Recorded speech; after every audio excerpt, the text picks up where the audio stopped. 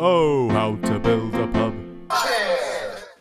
Hello and welcome to the Build a Pub podcast with me, Alex Ravenhall, a certified altar boy. The Build a Pub podcast is a spin-off of my original series, Social Isolation. I invite guests onto the podcast to, as the name suggests, build their own pubs. From what they have on draft, to what food they serve, to what music they have playing, and hopefully get them to share with me some anecdotes and thoughts on the institution as a public house. I'm going to be releasing these podcasts hopefully every week on a Sunday for the foreseeable future. If you can't wait that long, you can also find all 11 episodes of Social Isolation on this very channel, which features both Sam Nason and Jack Petheram, who I also have to thank for the fantastic jingle and graphics. Today, I'm joined by Louis Valentine, who's going to build a pub as romantic as his namesake. At this point, it's always good to tell you to drink responsibly and sensibly, and enjoy episode 22. Stop laughing at me, okay, right. My guest today is a fantastic writer, actor and game board enthusiast. I've also had the pleasure of boozing with him on several occasions, and so if he doesn't have an embarrassing story, I definitely do. Here he is, it's the one and only Louis Valentine. Louis, how's Lincoln, Luton, wherever you're from? Hello, Alex, and welcome to my podcast. How are you? I'm doing good, yeah, it's nice to be here. It's different to what I'm used to, so yeah, that's quite nice. Yeah. I'm in charge today. That's a lie. Luton is excellent. It's still full of garbage everywhere, and there's something really weird about where I live. I don't know if this happens in Middlesbrough, but we have people who. Yeah, we have people as well. No, but like people who just. It is honestly probably the saddest thing about my town is we have a spite problem. Where people like spice zombies. Addicted. Yeah, and I was taking my friend to the train station to say goodbye because he lives in Oxford, and when we got there was two people just stood there clearly on spice, and there was just everybody there just not doing anything to help them, and I was like, oh my god, it's awful, isn't it? Society has come to. It's quite scary though. It can be. We need to get those people off spice and into the pubs, but that's obviously a bit of a difficult question, isn't it? Well, it's not difficult if you can create an amazing pub, Louis. But we'll get to that.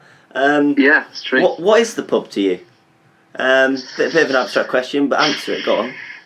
I think the pub to me is a bit of a traditional thing. It's like where you go after a christening or a family get-together, isn't it? Like I usually go there on a Sunday every once in a while with my family, have a roast dinner with some... like my grandparents or some cousins.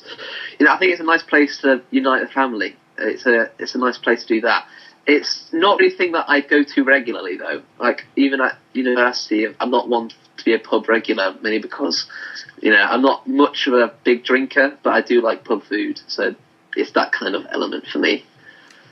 No one's answered it that way. That was a really good answer. Like the whole kind of like it's like the reception, isn't it, for an event? Yes. That's such a good way of putting it. I'm going to steal that, if you don't mind. Cheeky git. Oh, you're allowed to swear, by the way. If you want to. Motherfucker. Yeah, everyone always does that. Yeah, that's good. To be fair, I think this year at uni, it'll be more pub central just because there's no clubs. Yeah. What pubs, not clubs? I don't know. Because Serco in Selly Oak, this is where me and Alex from, if you are a non-Birmingham listener, go to for university, and then it's where we're from. We're from very different places. But in Selly Oak, Serco is like the local club that I've never been to. But have you never been to Serco? No, they're trying to gear it to be a bar now, and you're allowed to open bars. And that's the same story in Luton. I'm actually from Lincoln, by the way, not Luton, but it's a running joke at university. In Luton, we have a club called Home, and it's pretty big. It's the only club that's kind of like a worthy club, really. And they've reopened, and I was like, how the fuck have they reopened? It's a massive club that'll be causing coronavirus all over the joint. And it's because they've just opened one of their levels, so it's just a bar. I'm like, how the fuck have they got away with that? Yeah. They just opened the club and just called it a bar. We've got something similar. So there's a club in Borough that is doing 25 quid a table, but you can only book a table. So it's a club, but you've got to stay at a table, and you can only buy bottles of spirit. You can't buy like pre-mixed. So you got to buy like a proper like 750ml of vodka. Jesus. and then buy lemonade or something. It's kind of. I mean, to be fair, places are trying to do it just to keep going, aren't they? That sounds sensible. Like, also £25 just for the table. Do you get drinks with that? No, but it would be £5 entry, wouldn't it? Fucking hell. So it'd be like. Yeah, but so it's £5 per person. Yeah, it's So you well. still Let's say five people. got a table. Yeah, it'd be £5 a person.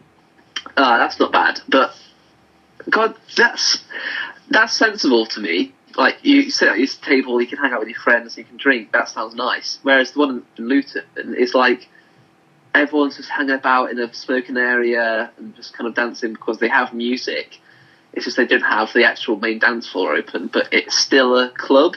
So People it's still kind of a outside superficial drinking club. It's not. It's basically a club in all but name. Yeah, it's kind of like a what are those dive bars in the 1930s when you weren't allowed to drink booze, where it's like everyone would go there and drink anyway because it's meant to be something else, but it's been covered with a different name. Yeah. What are those called? That's really annoyed me. That's going to frustrate me for the whole blooming episode now. I can't remember what that was called. Is it the same thing as Bugsy Malone, Fat Sam's grandson? But what are they called? Speakeasy. A speakeasy. Yes, exactly that. Thank you once again to the immortalised musical that is Bugsy Malone. They've taken clubs and they've made them to speakeasies. That's exactly it. Yeah, and that's the way the world's going. Louis, sad. I could try and make this a bit more smooth, but what's the most expensive drink you've ever had?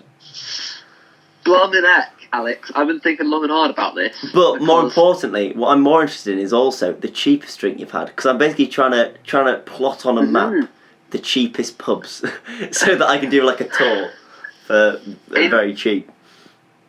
In Lincoln, Luton rather. Oh my God, this is confusing me. I'll go for cheapest first.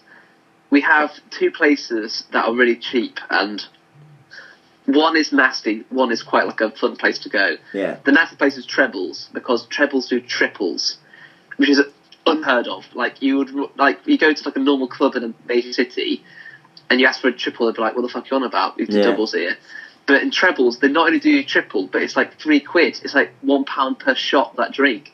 So it's £3 for the nastiest, strongest drink you're going to be drinking on a night out. Love it.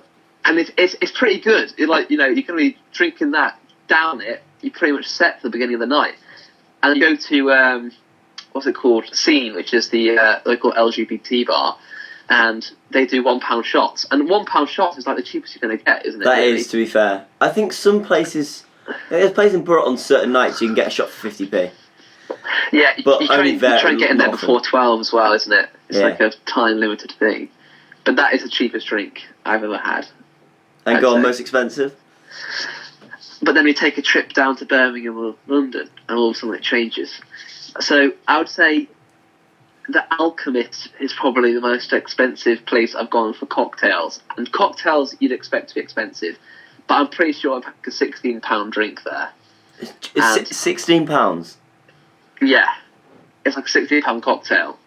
And it would be like, they try and make it fancy and cool and like it smokes and stuff like that. But it was, at the end of the night, my tab, so out of the large group of friends, the tab for each person was £60. Jesus. And that was just for drinking a bit. And then down in London, and we were getting a single vodka with lemonade, the smallest drink I've ever seen as well, by the way, £8. See, that's the thing. You can either go for the classically bougie cocktails, or the drinks that should be cheap. It's like Alistair Winning had a VK for a £5 or something, and that just makes me feel physically sick.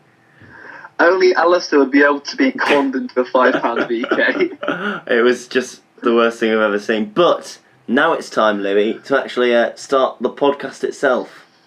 So, Louis, welcome to the Build a Pub podcast, officially. It's basically the Dragon's Den of pub investment.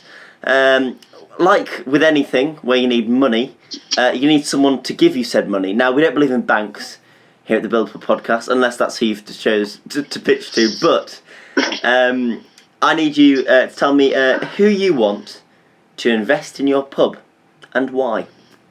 The church. The church. So I was close with the banks. Why the church? And which church? Or is it just like the church? I believe it's the church. Because it's in my universe, Alex. Where the church is just like a enormous organisation. But which it already is. I believe that the church need to invest in this place because this is the location for demon hunting. You see, I've got a whole theme planned out, Alex.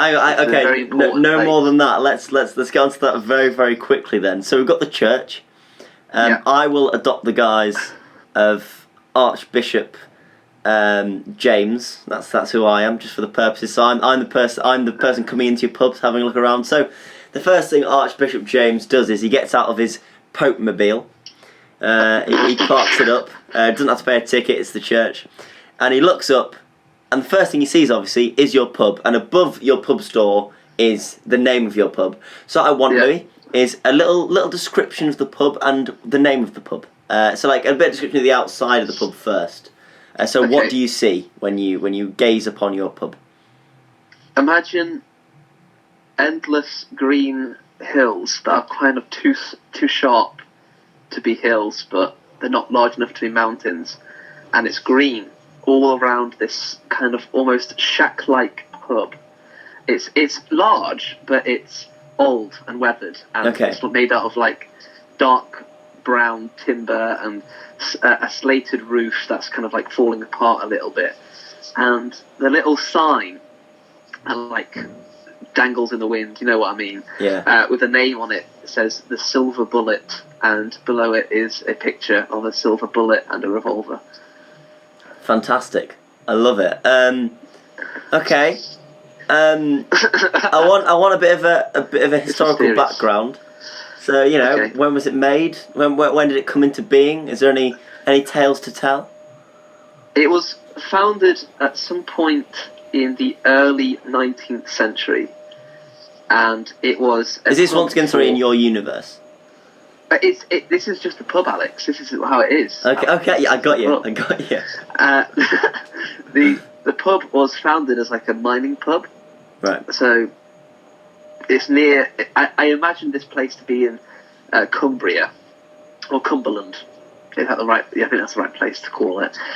Where the old mining towns used to be in the very northwest of England. So miners would clock off and come to the Silver Bullet at the end of the day. So it's very old and has like a lot of history with the mining community nearby. But that being said, the mining community is like a 15-minute trek away, so it still feels like this pub is in the middle of nowhere. Yeah. But since it was built in, I'd say, like the 1820s, it has not been renovated. It has not been touched. Basically, it is just the way it was the day it was built, and it's getting old now. It's getting old now. How many floors? It looks spooky.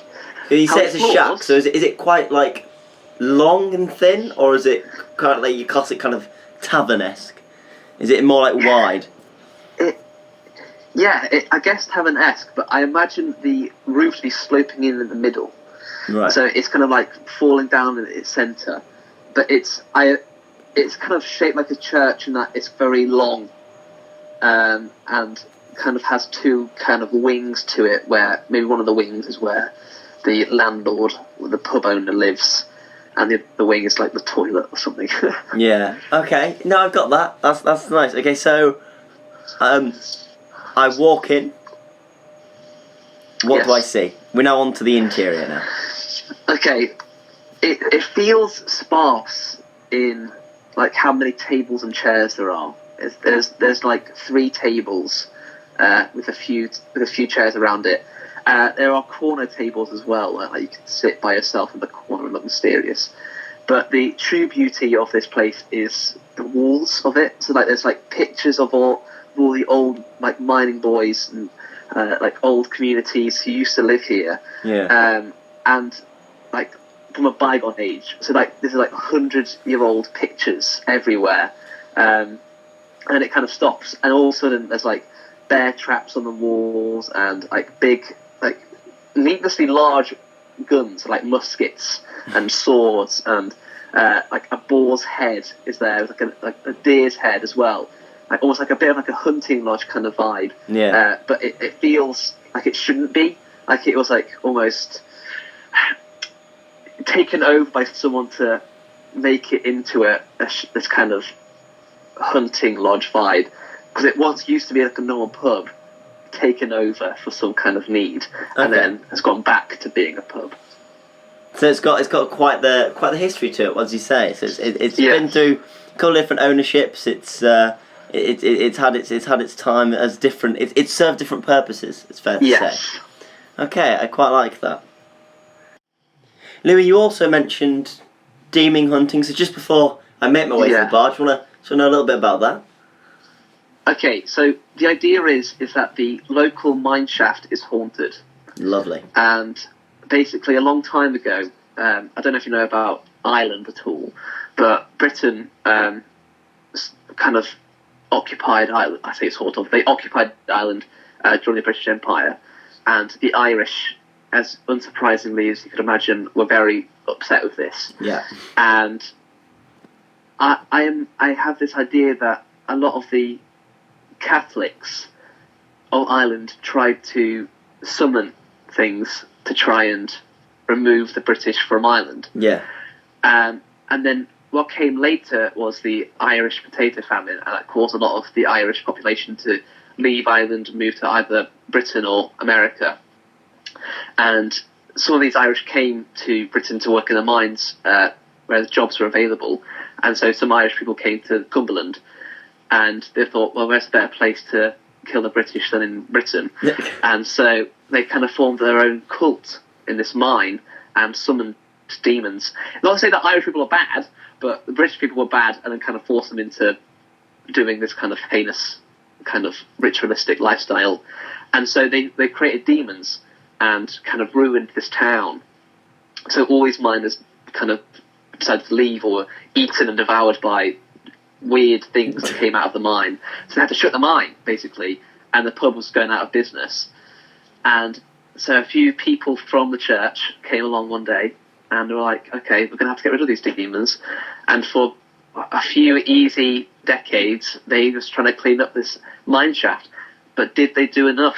Are the demons still lurking about? Well, is this place still a haunted town? Let's see as Archbishop James makes his way to the bar. So at the bar, you are obviously the what's it called?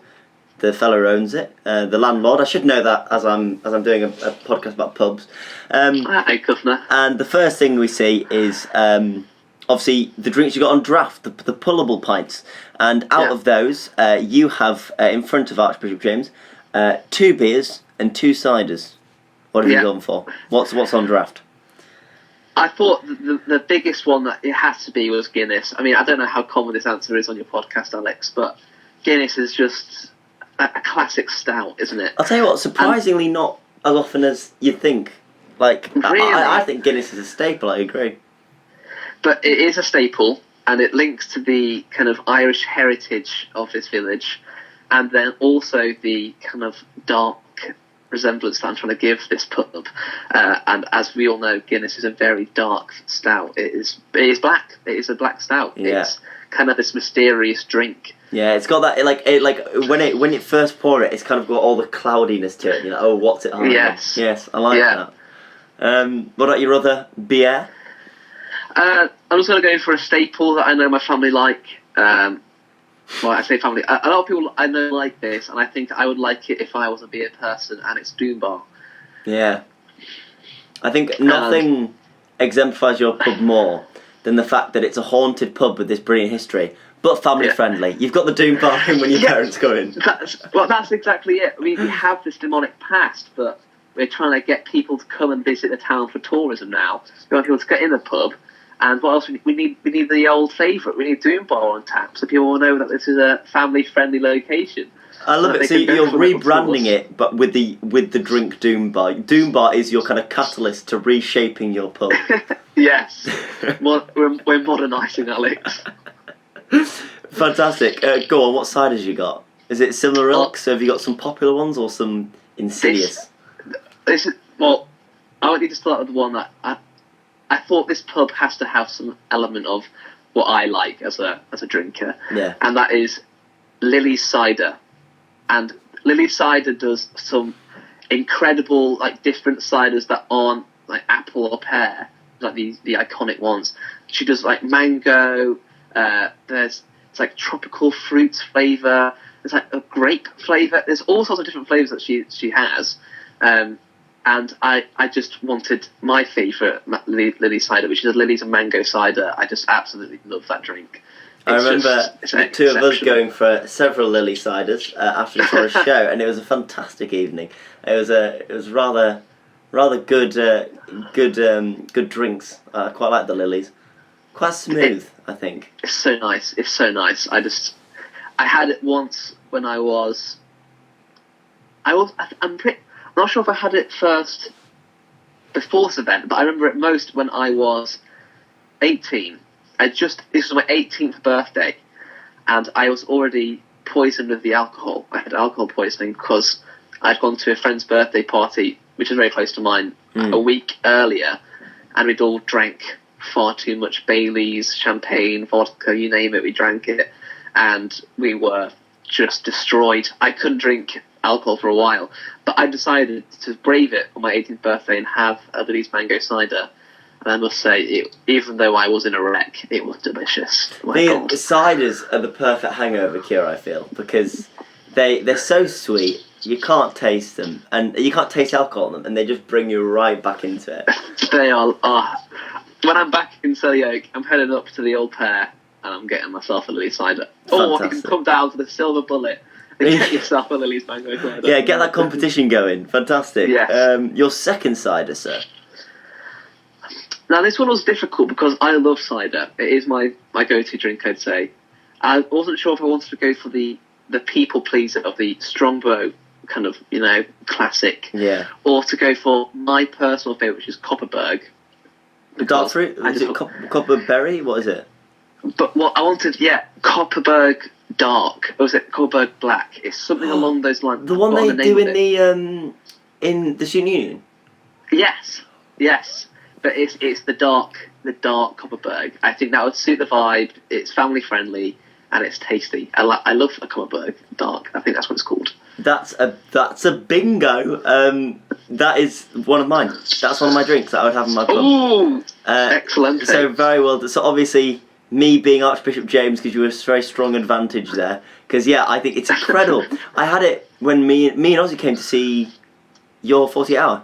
And I had it then, and it is absolutely beautiful. It's just, I couldn't drink a lot of them because they are horrifically rich. But for social, if you at a social event and having a drink, it's perfect. So yeah, I had one of those when I came to watch your play as well. I believe. Big kudos to you, sir. They are. It's the perfect sit down and watch something drink. Yeah, I think it's just absolutely beautiful. The next. Alcoholic beverages, luckily for you, are very religious. We've got wine and spirit. First, I would like your wines. So, obviously, being a churchman myself, I'm very particular on my wines, so I would like to know what white and what red you have on offer, sir. Okay, I have 3 options here.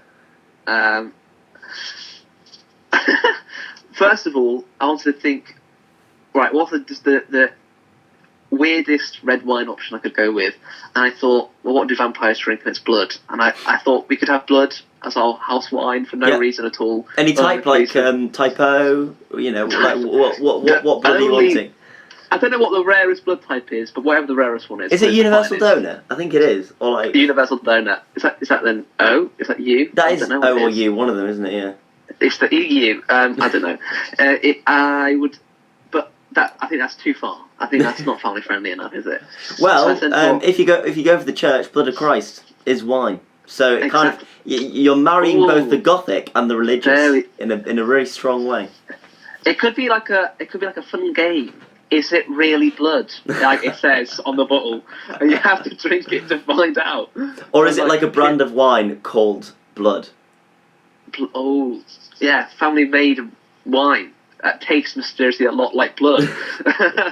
But then I thought it could also be family friendly, and I could just go with a simple Ribena, which isn't wine. It's just a kind of, it's a good alternative.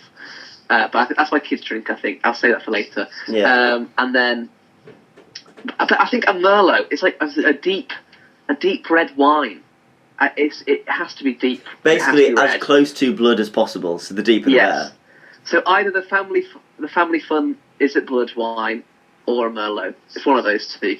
I just love how you like the edges of your offers is blood at one end, Ribena at the other. You cater for all audiences, whether supernatural or natural. I remember at my communion, because I am a communicated Christian for the listeners out there. I went to my communion and I was like, for the first time, is this really blood? And the priest said, you have to drink it and find out. Did he actually? That's quite funny. And I drank it and I was like, this mysteriously tastes like Ribena. So I think it actually is quite similar, Alex. Ribena and blood are not far apart. No. Well, when you brought up with the lies of the church, it turns out that it was just Ribena after all. Fantastic stuff. Lovely options. And for your white, sir? I've decided to go for not really a white, because this is actually kind of a blush, a Pinot Grigio? What's it? Pinot Grigio blush. Yes, thank you, Alex. Because that's my mum's favourite drink, so I wanted her drink on ready available. There you go. So you cater for your mother and for vampires. Once again, I'm loving it. It's got such a varying demographic. I have my Doom Bar there for my dad. That's his favourite drink. So we've all got our favourite drinks available. It's perfect. Absolutely perfect. Now, obviously, being Archbishop, I am a big fan of the Holy Spirit. So, yes. So what three spirits have you got to offer? I'm actually quite the party priest.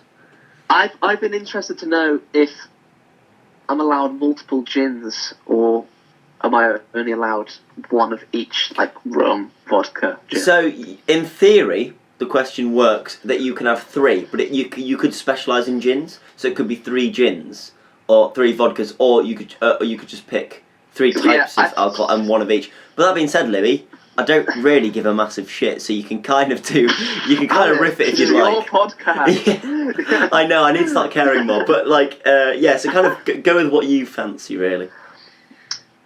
I'm going to go for gin, and I'll tell you for why, Alex. Gin was the drink of the working man back in the day. They have places like gin, they're called gin palaces, and they are now Wetherspoons, if you didn't know that already. Gin palaces were because gin was cheaper than beer back in the day, surprisingly. It was, wasn't it? So I think I will be a gin palace, because the miners would come from the work and they would be like, I'll have a gin, please.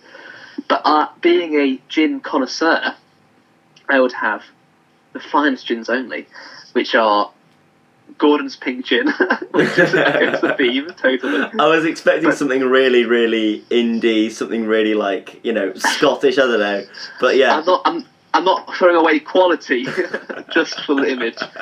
Gordon's Pink Gin can be a lovely drink if it wants to be. Yeah. And then again, here are some of my personal favourites, which is Hendrick's, which is a superb gin, and then also a Tanqueray.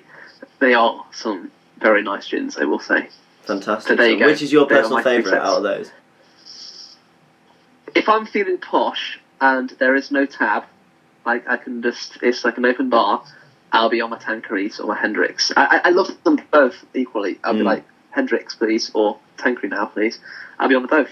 But if I'm trying to get drunk quickly and having a good time, if the Silver Bullet was having a disco night, I'd be on the Pink Gin, because 100%. that's like a dancing drink, isn't it? Yeah. Pink Gin does what cider used to do when I was 16, in the sense it makes you drunk without you getting the taste of alcohol. Only problem is if you have lemonade. That gin is 10 times stronger than cider, so you end up getting absolutely mortal. Yeah, a double Pink Gin with lemonade. My God, it's gonna mess a couple you up. of them. couple of them and you don't know where you are. A couple of them and Lovely. you'd be on your bed spinning. Don't get me started, Lou. Don't get me started. Fantastic stuff. But obviously, when Archbishop James comes into a bar, Archbishop James is only going to get one drink. Archbishop James is going to get whatever signature cocktail the pub that he's at has. And he knows, he's got a sneaky feeling that the Silver Bullet has something otherworldly. So there we go. This is me, Archbishop James, asking you, Louis, what signature cocktail do you have? I wanted to make it a Long Island iced tea, but you said it has to be special. Yes, it does. It's got to be special. So it's just call it something else.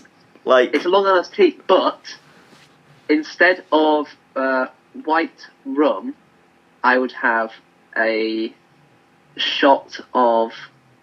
Oh my god, I've forgotten what it was. Oh no, it is white rum. It's just the strongest white rum, but I've forgotten what it's called. It's like 65%. Jesus. This rum. So I have a shot of that, a shot of my Tanqueray gin because it's the classic. Yeah. Then you want to have the finest vodka, which is the Ciroc vodka. You have a shot of Ciroc vodka. You have a shot of triple sec. Jesus, it's a heavy drink. This one. Or yeah, Alex, have you never had a Long Island iced tea before? It has 5 shots of alcohol in it. I didn't know that. Jesus. And then you have your shot of tequila. But I'm not sure what tequila would be best for it. I'm thinking a spiced tequila, just because it's an atmosphere. But instead of having Coca-Cola, which you usually have, I would have with black currant juice, which, if you don't know, is a very dark red drink and would make the drink look like blood almost. And then I think add a shot of another shot. So this is 6 shots. 6 shots. Deep now of unicorn gin, which is like sparkly, so it looks like unicorn blood, and it'll be called the unicorn blood. Lovely stuff. I like that. It's shaped up very nicely there. You've thought about it. You got your food colourings in. You got a nice little bit of sparkling from the unicorn. I think that's a fantastic little drink, and I think Archbishop James is definitely going to go for a cheeky unicorn's blood. You're going to have one of them when you're going to be on the floor, mate. Well, 20 minutes passes. Archbishop James is sat in a booth. You've just been, wiping down the bar a bit, thinking about doing some renovations, maybe not. He has his drink. He's feeling all sorts of fun, and he calls you back over. So you go over to Archbishop James's wherever he is table, and he sits you down, and he goes. A bit of a stupid question, this one, but I don't really know what the atmosphere is in this place just yet. And the way I usually work that out is I first, I ask God, and if he doesn't have the answer, I then ask you, what is your best pub experience, so that I know, once I've got the context of that, I know what you're trying to do with your pub to replicate that experience that you've had. So, Louis, what is your best pub experience? I would say there's 2, and I would go for the latter, but I'll tell you the first one to begin with, because this one was like just a nice experience. Yeah. The second one is the resemblance I'm going for. So the first one was, I don't know, it was only a year ago. I think it was only a year ago. But Game of Thrones, the last season had just begun. And everyone was excited, if you remember correctly, because it wasn't shit yet. And it was the first episode, and me and my friend were like, let's go and watch the first episode in a pub. And that's what we did. And it was excellent... Yeah, it was a really nice time. I was like, yeah, this is what a nice pub experience is.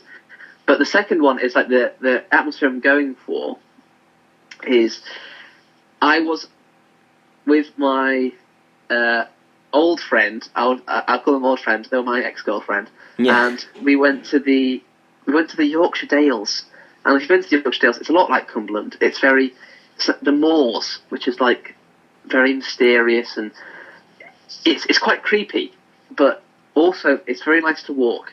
So we walked around the old Yorkshire moors for about 3 hours, and we were exhausted, and we found this small pub in this tiny town, and we came inside and we had to sit down and we had a nice little meal, and it was just like massively relaxing. By the fireside, there's like a dog in there, like the pub land, the landowner's dog was sat there like just having a little rest by the fire, and there's not a lot of people in there. There's like a few regulars, and it was quite quiet, but it was cozy almost.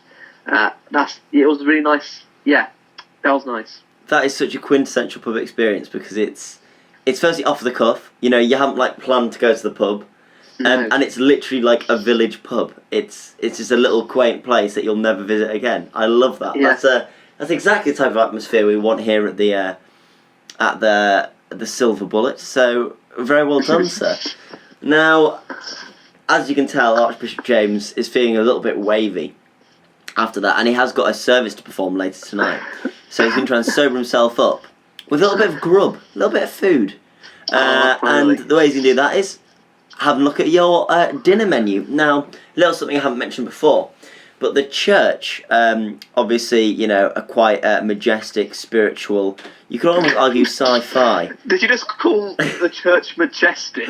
I think I might have meant evangelic, or maybe that wasn't even right in itself. But you know, they're quite mystical. That's what I'm going for. Yeah. They're quite a mystical Okay. group, and as part of the mystery of the church, they have a chamber inside the high church in Doncaster, where they perform a ritual, which means that they can go back in time. Now, the reason I bring this up is the church have this incredible ability, and they only use it for really serious occasions, most notably getting you the exact meals you want for your pub.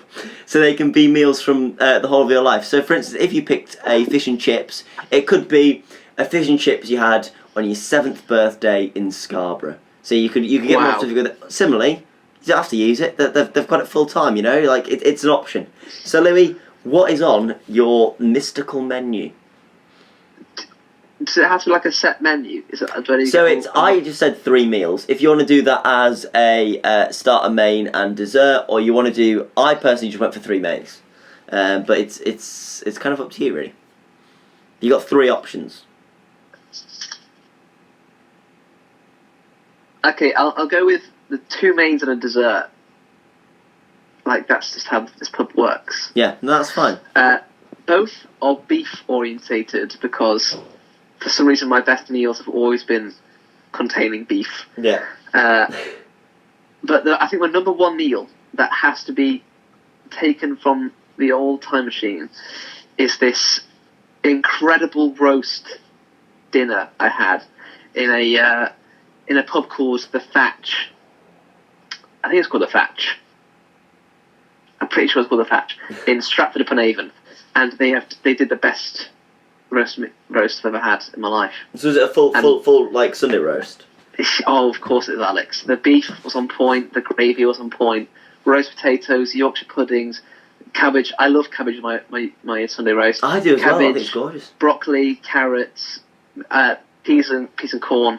You know, you've got your 5 a day there. You've got 5 vegetables, and then all the trimmings.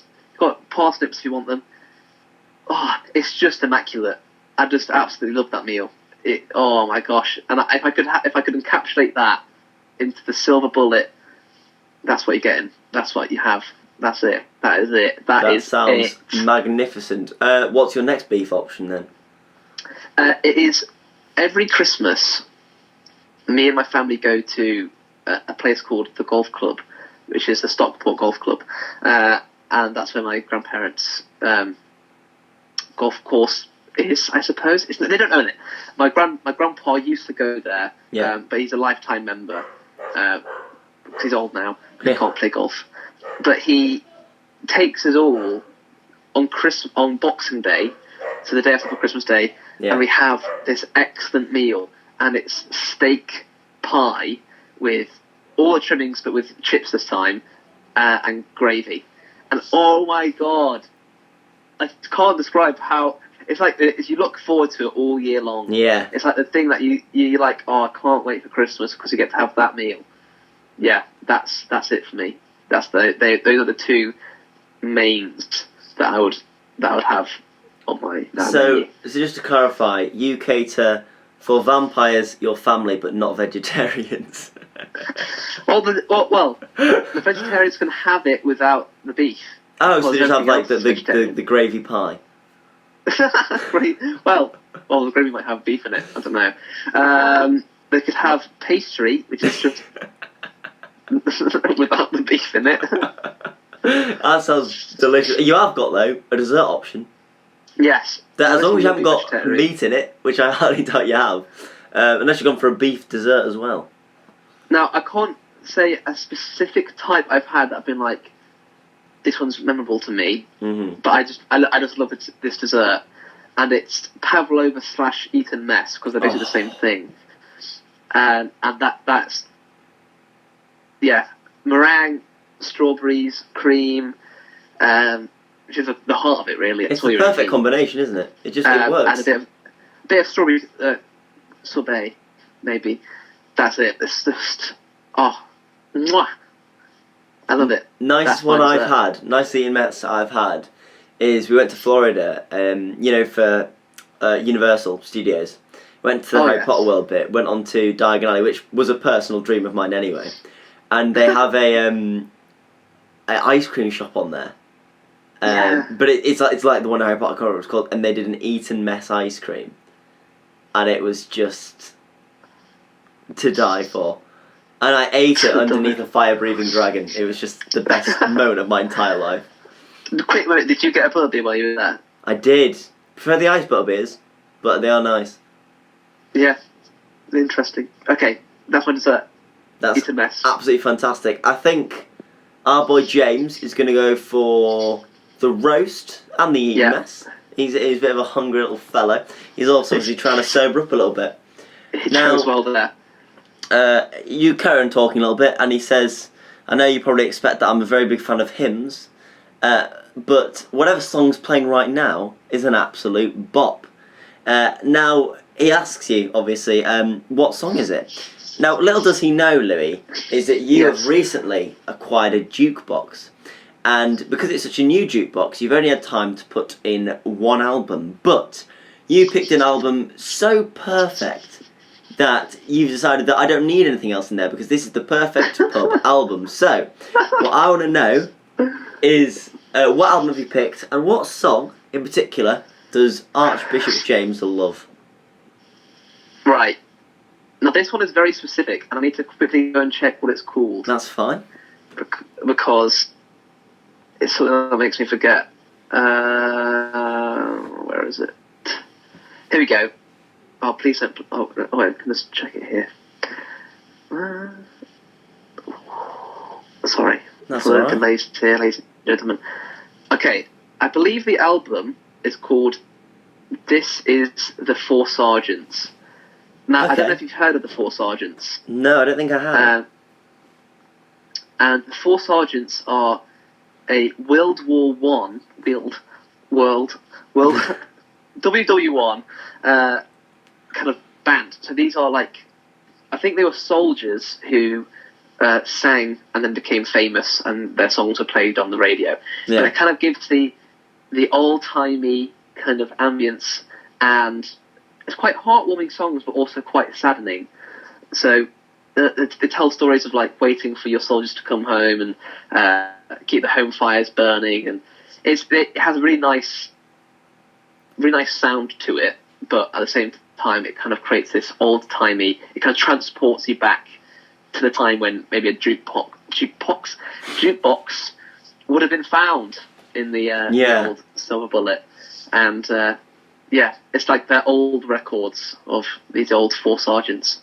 Are they like marching tunes, like Pack Up Your Troubles and those type of things, or is it more? No, it's kind of like for families that were sad about the war. Yeah. So that they'd sit after dinner knitting or something by the wireless, by the fire, and I'd listen to the Four Sergeants singing sad songs, basically. Beautiful. Do you have a specific song you might not do that Archbishop James is a big fan of? There's two. There's a long, long trail, which is about soldiers coming home, and then Keep the Home Fires Burning, which is about waiting for soldiers to come home. So they're quite similar vibes, but they are, they're nice songs. I'd recommend those two. Either of those two I'd be happy with being the song. They sound very much up my alleyway. I'm not going to lie to you. I might give him a little cheeky check out after this. Fantastic stuff. He enjoys his food. It's very high quality food, as you know. They've used the time machine for it, so you know it better be good. The time machine in Doncaster is getting its work out, but he's a bit bored. I'm not going to lie to you. It's not to do with you. He just likes to be active. Does Archbishop James? So he goes up to you and he shouts exactly this, Louis. Oi, Louis, what game/activity do you have on offer? And you reply, You've made a grave mistake, Archbishop James. You've made a grave mistake. Okay. Because our one activity is exploring the haunted aspects of the pub. Okay. And it's we turn the lights down low, I get a candle out, and I take James by the hand and I say, we're going to talk to the dead spirits, the demons, to the haunted past of the Silver Bullet. Nerve-wracking. So basically, James didn't realise this when he came to the pub, but on a Sunday, after the old 9 p.m. bell, anyone who's in the pub has to take part in the I've had the word and I was Seance.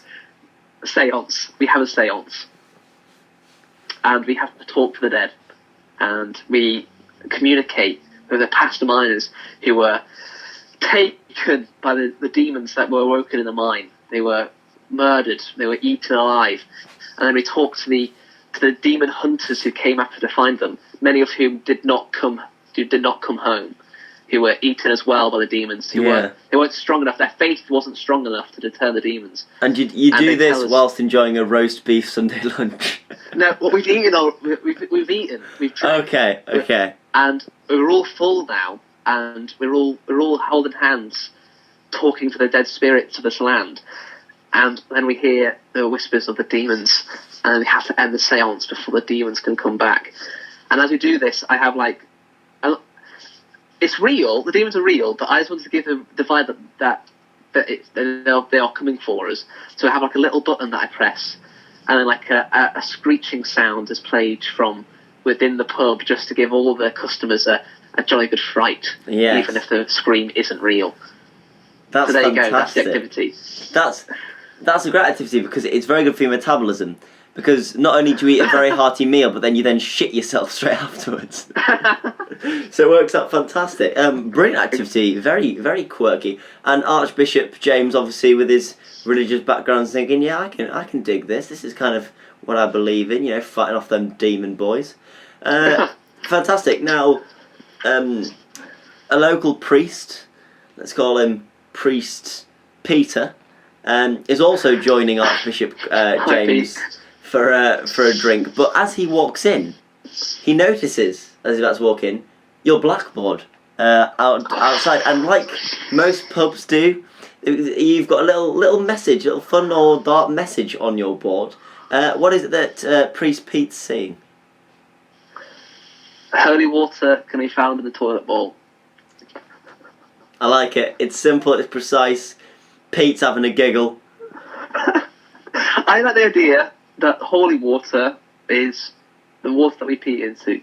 That is the purest you can find. Did you know? I didn't know this, but holy water, if you have one drop of holy water and you put it into a bowl of regular water, all that water becomes holy. Yeah. And that's why holy water kind of keeps on going and going. Well, it's because it's found in Lourdes in France. There's only one well. One well of holy water. So yeah, it means that it gets further. But I wonder if I don't know why I did a little giggle there, but we could have an on-site baptism where we could have baptisms in the toilet bowl. In the toilet bowl, yeah. And you can bless your baby in the holy water in which the old priests of all days. Could you imagine all these priests back in the 1800s coming to have their go of fighting demons and writing their stories about the horrible monsters that they saw in these lands, and they took a piss in that toilet. You could be baptising in their holiest of piss. In the holiest of piss. That's fantastic, and you can do that whilst enjoying an eating mess. It's the perfect pub, really. There you go. Priest Pete and Archbishop James, the night drags on a bit. It's getting a bit later now, and they call you over for one last thing. And you sit down next to them, and they go, "Look, this is ticking a lot of boxes for us. Obviously, with the church, there's a lot of demons, there's a lot of honey water. That's all our shtick. I love a good roast beef roast, much like the next man. I love Doombar, and I love blood. It's the perfect pub. But there's only one thing: we don't trust you. You're just too much of a cool character. We don't know you well enough to invest all this money. So what we need you to do is we need you to make us believe in you, make us trust you, make us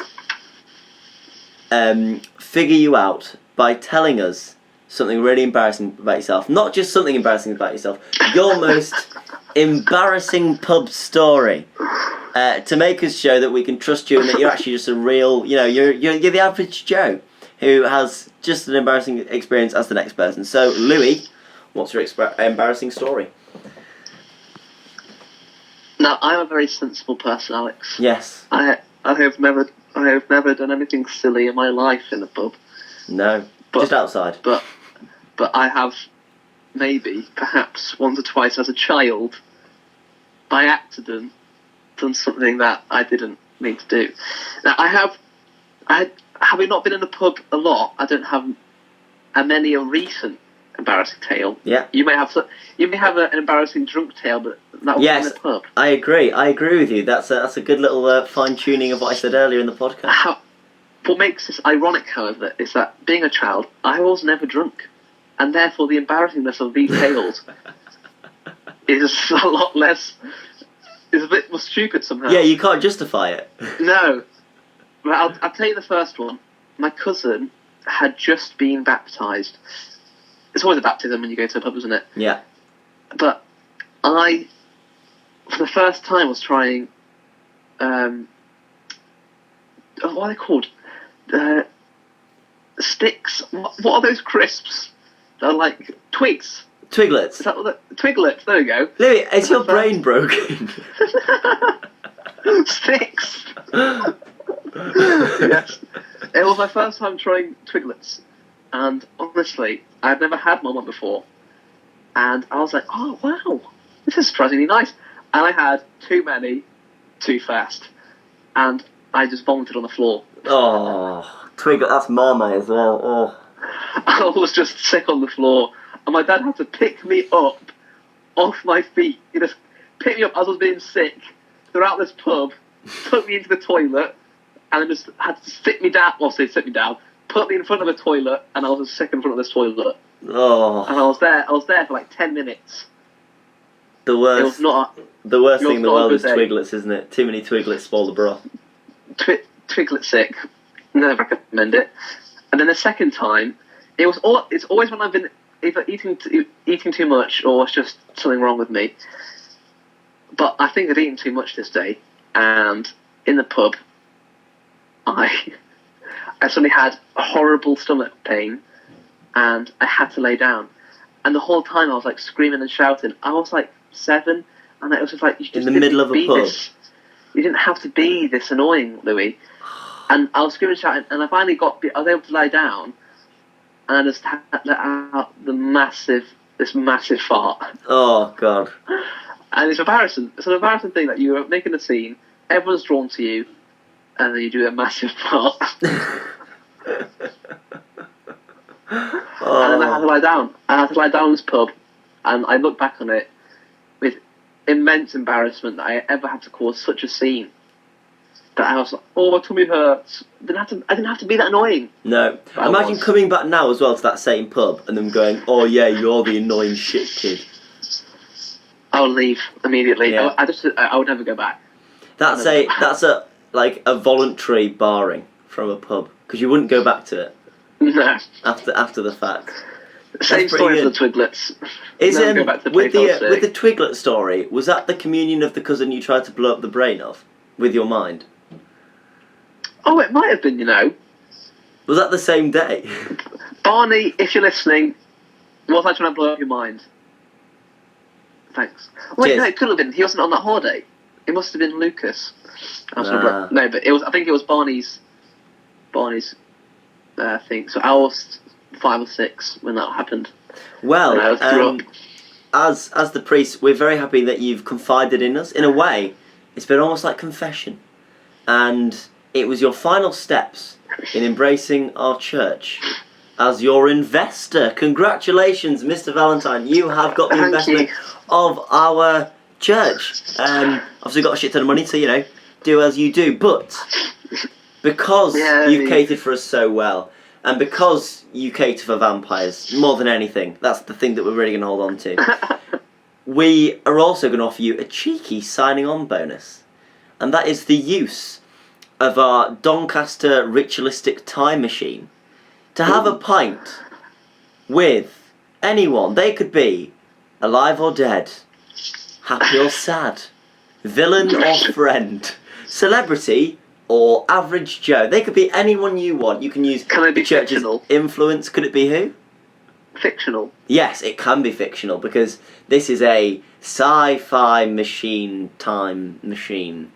It's a lot of fun. Okay. So, Archbishop James leaves. He gives the sign of the cross. Priest Pete leaves. Swigs another unicorn blood. And the moment they leave, because it's a time machine, your 5 guests walk straight in. Louis, who have you gone for? I mean, I've geared this place so much for vampires. But who's the best vampire? Dracula? Do I want Dracula in my pub? In my pub? Well, if you went for Dracula, he is technically real, because Vlad the Impaler was a real man, wasn't he? I'll invite Vlad the Impaler. I can't understand a word he says, but he's there.